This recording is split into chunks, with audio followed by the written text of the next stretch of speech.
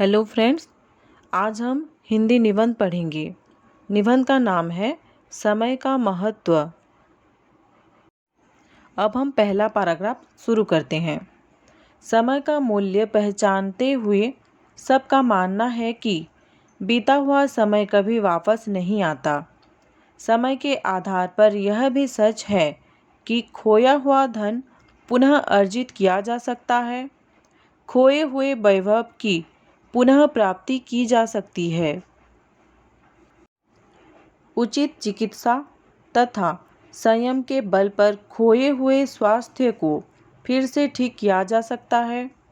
अभ्यास के द्वारा भूली हुई विद्या पुनः पाई जा सकती है, किंतु समय को एक बार खो देने के बाद फिर से पाना संभव नहीं है, क्योंकि यह निरंतर गतिशील है। हमें हमेशा समय का सदुपयोग करना चाहिए, क्योंकि जो समय एक बार चला जाता है वो समय फिर वापस लौट कर नहीं आता है। अब हम दूसरा पैराग्राफ लिखेंगे। कुछ विद्यार्थी के सोच इस तरह से है कि परीक्षा में तो अभी काफ़ी दिन बाकी है, मैं कल से पढ़ाई शुरू करूँगा। किंतु परीक्षा निर्धारित समय एवं तिथि पर ही होती है। परीक्षा में प्रश्नों को देखकर उन्हें लगता है कि यदि वो समय का सही उपयोग किया होता तो परीक्षा हॉल में यूं ही खाली समय बैठना न पड़ता। इसलिए कहा गया है कि स्वर्ण के प्रत्येक कण की तरह ही समय का प्रत्येक क्षण मूल्यवान है। प्लेटफॉर्म पर खड़ी रेलगाड़ी अपने यात्रियों की प्रतीक्षा नहीं करती और देर से पहुंचने वाले अफसोस करते रह जाते हैं। अब हम तीसरा पैराग्राफ स्टार्ट करेंगे। इसी तरह समय भी किसी की प्रतीक्षा नहीं करता। समय को समुद्र की लहरें के साथ समान किया गया है, क्योंकि समय और समुद्र की लहरें किसी की प्रतीक्षा नहीं करते। मानव जीवन में समय की महत्ता को समझाने के लिए प्रकृति में भी उदाहरण भरे पड़े हैं। कभी कभी बरसात के मौसम में वर्षा इतनी देर से शुरू हो जाती है कि खेतों में लगी फसलें सूख जाती है। ऐसे में भला वर्षा होने का भी क्या लाभ? यानी कि समय रहते अगर बारिश भी नहीं होता है तो अच्छी तरह से फसल भी नहीं हो पाता है। यहाँ से हम अगला पैराग्राफ शुरू करेंगे। समय के सदुपयोग में ही जीवन की सफलता का रहस्य निहित है। राजा हो या रंक, मूर्ख हो या विद्वान, समय किसी के लिए अपनी गति मंद नहीं करता। इसलिए सबको जीवन में सफलता के लिए समय का सदुपयोग करना ही पड़ता है। आज तक जितने भी महापुरुष हुए हैं, उनकी सफलता का रहस्य जीवन के हर पल समय का सदुपयोग ही रहा है। कठिनाइयों एवं संघर्षों का सामना करते हुए निरंतर अपने निर्धारित लक्ष्य की ओर बढ़ती रहे और एक दिन अपने लक्ष्य को प्राप्त करने में सफल रहें। समय के मूल्य को समझने वाले लोगों की दिनचर्या हर रोज सुबह से शुरू हो जाती है। बुद्धिमान व्यक्ति अपने अवकाश के समय को कभी भी व्यर्थ नहीं जाने देते, किंतु आलसी एवं अकर्मण्य लोग देर तक सोए रहते हैं। इस विषय में जवाहरलाल नेहरू ने कहा है, समय की माप बीते वर्षों से नहीं की जाती, बल्कि इससे की जाती है कि कोई उस अवधि में क्या करता है, कैसा महसूस करता है और क्या प्राप्त करता है। यहाँ से हम नया पैराग्राफ स्टार्ट करेंगे। जीवन में प्रत्येक कार्य के लिए नियत समय निर्धारित होता है। पढ़ने के समय पढ़ना चाहिए एवं खेलने के समय खेलना चाहिए। कक्षा में बैठकर खेल कूद की बातों में खोए रहना और खेल के मैदान में पढ़ाई लिखाई की बातें करने को तर्क संगत नहीं कहा जा सकता। प्रत्येक दिन खुश रहने के लिए काम के समय काम करना चाहिए और खेल के समय खेलना चाहिए। समय का व्यर्थ ना करके सही समय का उपयोग करना चाहिए। समय व्यर्थ ना करके अगर हम आगे बढ़ें तभी हम अपने लक्ष्य को प्राप्त कर सकते हैं। अब हम यहाँ से नया पैराग्राफ स्टार्ट करेंगे। दिन भर काम करने के बाद रात्रि में सही समय पर बिस्तर पर सोने के लिए चले जाना चाहिए। देर से सोने से स्वास्थ्य पर प्रतिकूल प्रभाव पड़ता है। रात्रि में देर से सोने के कारण सुबह देर से उठने पर भी बहुत से कार्य के अधूरे रह जाने का भय होता है। अधिकतर लोगों को अपना समय मनोरंजन में व्यतीत करते देखा जाता है।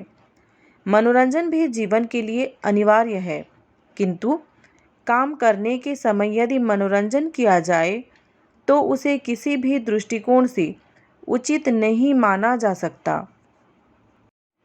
अंततः किस समय क्या कार्य करना है, अपनी दिनचर्या में इसकी समुचित व्यवस्था करना अत्यंत आवश्यक है।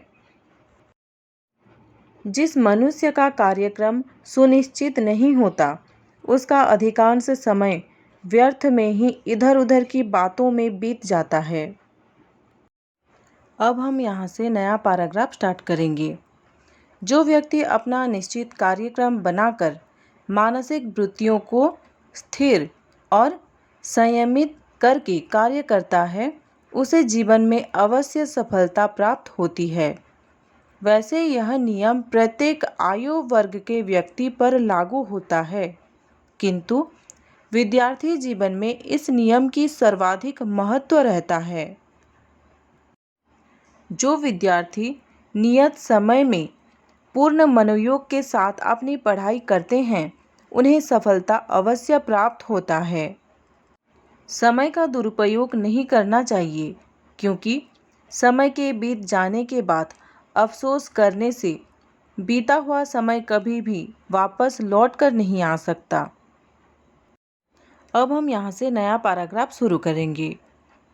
शरीर को स्वस्थ बनाने के लिए समय पर सोना चाहिए, समय पर उठना चाहिए और भोजन, व्यायाम तथा अन्य कार्यों को सुनिश्चित ढंग से समय पर करना चाहिए। धन दौलत को जमा कर रखा जा सकता है, किंतु समय को जमा कर कभी नहीं रखा जा सकता। समय का सदुपयोग करने से मनुष्य की व्यक्तिगत प्रगति तो होता ही है, उससे व्यक्तित्व में भी निखार आता है। जो समय का सदुपयोग करता है, वही आज के समय पर बुद्धिमान मनुष्य है। अब हम यहाँ से नया पैराग्राफ शुरू करेंगे। परिश्रमी व्यक्ति के पास कभी समय का अभाव नहीं होता, जबकि आलसी और कमज़ोर व्यक्तियों का जीवन परनिंदा, निरुद्देश्य, भ्रमण आदि निरर्थक कार्यों में बीतता है। आलस्य का परित्याग करके समय का सदुपयोग करने वाले व्यक्ति ही साहित्य की सृष्टा, राष्ट्रनेता, महान वैज्ञानिक एवं कलाकार बन पाते हैं। क्षण या समय की अवहेलना कर विद्या अर्जित नहीं की जा सकती। कण का त्याग कर धन अर्जित नहीं किया जा सकता। धन कमाने वाले के लिए धन का कण कण महत्वपूर्ण होता है। ठीक उसी तरह विद्या कमाने के लिए समय का क्षण क्षण कीमती होता है। जो लोग समय का सदुपयोग नहीं करते, उन्हें जीवन में असफलता ही हाथ लगती है। खिलाड़ियों को समय रहते खेल का अभ्यास करना पड़ता है।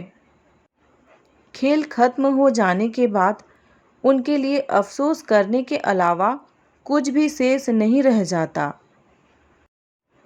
इसलिए अंग्रेजी में कहा गया है, टाइम इज़ मनी, अर्थात समय ही धन है। जो इस धन को यूं ही लुटाता रहता है, वह एक दिन समय का सदुपयोग ना करने के कारण पछताता रहता है। इसलिए समय की महत्ता को देखते हुए हमें इसके सदुपयोग पर ध्यान देना चाहिए।